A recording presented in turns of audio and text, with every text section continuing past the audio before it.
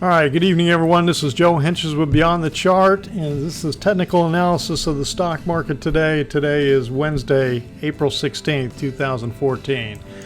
So we had a lot of follow-through today. We were questioning whether we were going to get follow-through. What happened? We got follow-through today. So Dow was up 162 points. Looks like a possible right shoulder might be forming in here. I drew this trend line or neckline down in here between this point and this point. Put a parallel dotted line up here at the top of this potential left shoulder, and this is where the right shoulder could form. So that's what I'm looking for. When I look at the line index, I'm still, until this point here, until we get a close above this point, 16,576.66, I'm still working a scenario that says we could be trying to top out and roll over. Okay, the Nasdaq, I drew a line down here.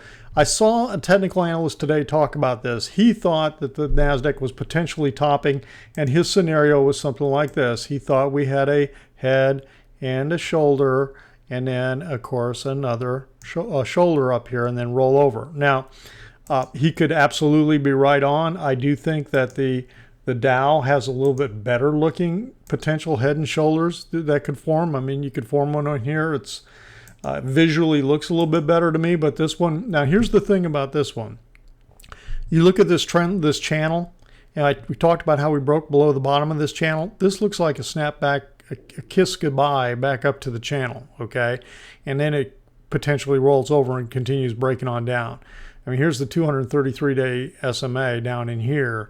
So I don't know. If I had to look, what I'm looking for on tomorrow, Monday, is a rollover on this. So we'll see if we get it, unless or this thing pulls back up towards the 55-day. So we'll see. One of those is going to happen. All right, let's take a look at the BRIC countries tonight. Brazil's basically gone sideways.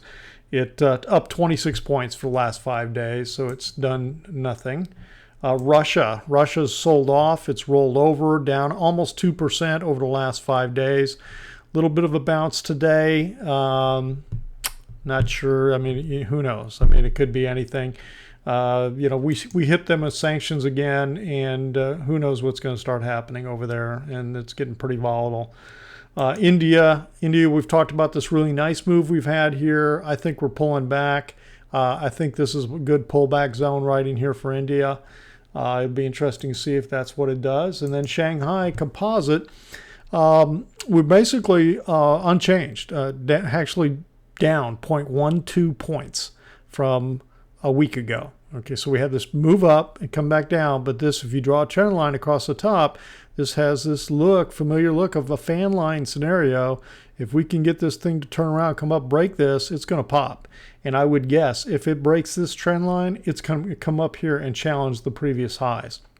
So that will be something to watch for the China market, which is an indicator of what's going on in the Chinese economy. So, and that's important. All right, we're going to start off looking at HMIN's hotels tonight. The HMIN's is in a downtrend, trending down in here. I'm not seeing any divergence indicating it looks like it's ready to go up, so I have to assume the trend still wants to go down. So if you draw a trend line in here and then put it right here as a parallel line, I would project that the target down might be something down in here. Okay, as to if it keeps moving to the downside. That's what I would expect. Let me come back out of this. Okay, the next one we will look at is China Lodging. There we go. China Lodging has a big head and shoulders working for it. Okay, so you draw this neckline in here, you draw the parallel line, then this is the dotted line, and sure enough, the right shoulder formed at almost the exact spot. It went just a little bit higher and then sharply broke down and kept coming down in here. Now we've gone sideways for a couple of weeks, few weeks in here. This is a low volume stock. The average 50 days, 200,000, and today's trading was 71,000. So it's not a high volume. If you look at the move that we project, okay, it's this move in here, okay, this distance, and you add it down into here, and this is where you get the projected move, okay. So that's what I'd be looking for. It's interesting that this move is coming in at the exact same spot where you get where previous resistance now potentially could become support, right where that projected move is. So that'll be fun to watch. And also the way to play this would be if you get a break of the 2 or 3 day low in here, that's where I'd be looking to say, okay, well, let me see if I can get a downdraft and go down to 20. But it's pretty low volume. I have no idea what the puts are doing on that. I'm not trading puts on this stock. JinkoSolar. JinkoSolar's in a sideways consolidation, clearly. Don't have any other reading on this. It looked like it tried to break down here, but then snapped back into it. If it gets a confirming close down below one of these, either the upside or down below, I would expect that the move would then go the distance of this width at a minimum. Okay, that's what I'd be looking on Jinko, but right now it just looks like it wants to go sideways. Melco Crown Entertainment, the gambling casino. They've been selling off, but it's getting a little bit of divergence building up in here, some bullish divergence on a couple of the indicators, I believe. Yeah, that one's showing some. This is showing some. A little bit over the last week or so on the DI minus. So that's the reading on this. It's been selling off. Looks like it's bouncing off of the 233-day moving average, which also is the bottom of this little wave 4 over here within this last wave 5. So I think it's got more to correct, but we could get a bounce coming on Melco. The Macau readings, I think the revenue's been a little slow on them. I noticed that all the casino stocks were selling off. And last but not least is NetES. Where is NetES? Here we go.